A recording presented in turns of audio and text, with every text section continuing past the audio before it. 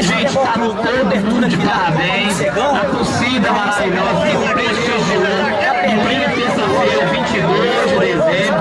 É claro que já tá todo mundo em festa já, né? Clima de Natal e todo mundo em paz. Gente, parabéns a todos vocês aí. Isso é sinônimo de que quando a periferia une, a comunidade é mais. E todo mundo pela paz aí, gente. Mais um torneio aí, mais um campeonato regional.